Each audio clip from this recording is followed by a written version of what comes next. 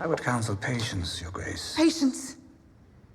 Sansa helped murder my son. Roose Bolton is a traitor. Cersei Lannister believes she is secure because she commands armies and gold. But in this scene, we witness a masterclass in a different kind of power, the power of information asymmetry. Petyr Littlefinger Baelish walks into this room with a secret he manufactured. He planted Sansa Stark in Winterfell, created a crisis, and now returns to solve it. To understand how he pulls this off, we must first look at the chaotic sequence of events that led them to this room. The political landscape of Westeros has fractured. In the north, a power vacuum exists. Roose Bolton, the man who betrayed the Starks, holds Winterfell, but his hold is tenuous. Stannis Baratheon, the last true contender for the throne, has left the wall and is marching south with a massive army to liberate the north. Meanwhile, Littlefinger has been busy playing both sides. He secretly smuggled Sansa Stark out of the Vale and delivered her to the Boltons, arranging a marriage to Ramsay to cement their claim. A treasonous move against the crown. At the same time, Cersei Lannister has plunged King's Landing into chaos. In a desperate bid to destroy her rivals, the Tyrells, she has armed the fanatical Faith Militant, resulting in the arrest of Sir Loras Tyrell. Now, Littlefinger returns to the capital at Cersei's summons. He walks into a city ruled by religious zealotry to pitch a plan that relies entirely on Cersei's ignorance of the very game he is playing. The scene opens with Littlefinger addressing Cersei's current obsession, the destruction of House Tyrell. Do you think it's wise, Your Grace, arresting the heir to Highgarden? The Faith arrested the heir to Highgarden. Cersei hides behind the Faith, just as she hid behind the king's orders in other schemes. She believes she has found a perfect weapon, a proxy force to destroy her rivals without getting her hands dirty. This reveals her tactical myopia. She is so focused on the immediate satisfaction of hurting the Tyrells that she ignores the strategic disaster of arming religious fanatics who answer to no one. Is the king to blame for Sir Loras's perversion? House Tyrell won't tolerate this insult. House Tyrell won't tolerate it. Littlefinger gently probes her defense. Is it wise? And she snaps back with deflection. She is completely focused on the immediate victory, humiliating the Tyrells. She fails to see that Littlefinger is testing her rationality. By confirming she is operating on spite, he knows she is vulnerable to emotional manipulation. I'm the insulted party, Lord Baelish. Sir Loras was promised to me. Instead, he chose the company of boys. This reveals Cersei's core weakness, ego. She views geopolitics through the lens of personal slight. She isn't thinking about the stability of the realm. She is thinking about her own embarrassment. Littlefinger feeds this grievance, pivoting smoothly to Lysa Arryn to establish rapport. Lysa Arryn, for instance. A thoroughly repellent woman. A kind woman. She was neither of those things, we both know it.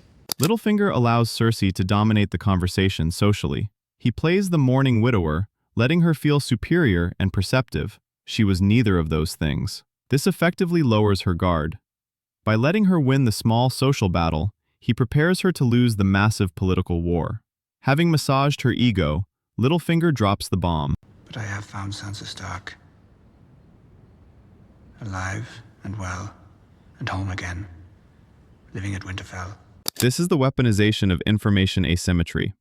Littlefinger knows Sansa is there because he put her there, but he frames it as a discovery. By presenting this as intelligence he alone possesses, he creates a crisis of intelligence. He makes himself indispensable because he is the only one who knows the truth. He effectively manufactures a problem only he can solve. They tell me Roose Bolton plans to marry her to his son, Ramsay, a bastard recently legitimized by King Tommen. Roose Bolton is Warden of the North by the grace of my father. Indeed. His reward for stabbing his own king in the heart. Littlefinger twists the knife. He connects the Bolton treason, stabbing Robb, to a new treason, marrying Sansa. He frames it as the Boltons seeking legitimacy against the crown. We were fools to trust a turncloak. Marrying his son to the last of the Starks gives him more legitimacy in the north than an alliance with a hated southern house. He is defining the problem in a way that triggers Cersei's deepest fear, irrelevance. He insinuates that the Boltons no longer need the Lannisters because they have the Starks. He is stoking her paranoia to prepare her for his solution. Cersei reacts exactly as he predicted, with blinding fury.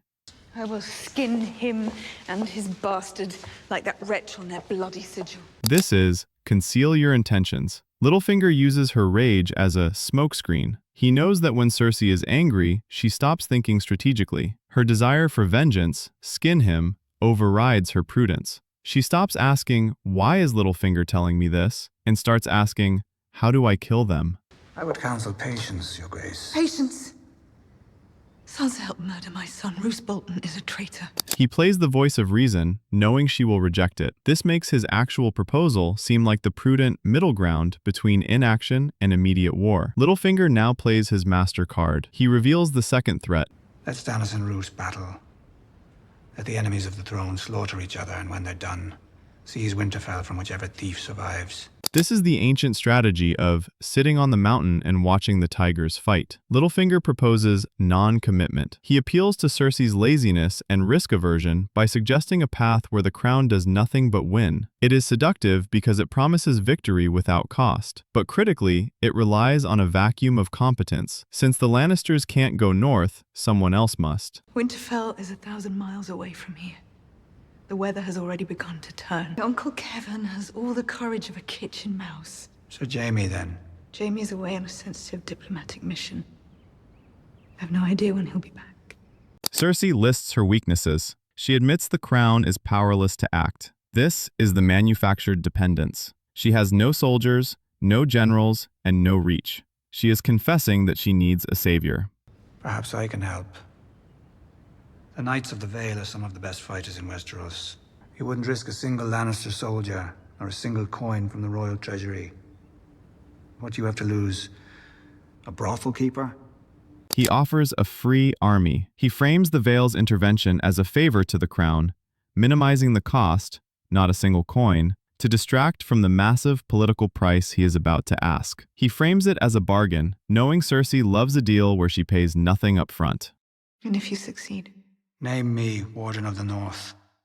This is the trap snapping shut. Littlefinger asks for the long-term prize. He wants a title that gives him sovereign military command over half the continent. In exchange for solving a temporary problem, Stannis/Bolton, he demands permanent power. I'll speak to the king this evening. Have him issue a royal decree. Cersei commits the fatal strategic error. She violates the Machiavellian rule: never empower a dangerous rival to destroy a temporary enemy. She is so focused on the tactical victory, dead enemies, that she ignores the strategic disaster, a super Littlefinger. She hands him the North because it costs her nothing today, failing to see she has just created a new king in all but name. She is solving a headache by planting a tumor. I'll not rest until the lion flies over Winterfell. And I'll know you're a man of your word when I see Sansa Stark's head on a spike. The scene ends with a perfect summary of their disconnect. Cersei wants a head on a spike, vengeance/tactics. Littlefinger wants the North, power/strategy. Littlefinger walks out of the room having bought a kingdom, using information he manufactured and an army that isn't even his own. Cersei believes she has hired a servant. In reality, she has just crowned her successor. She prioritized the skinning of her enemies over the stability of her realm, proving that in the Game of Thrones, rage is the most expensive luxury of all.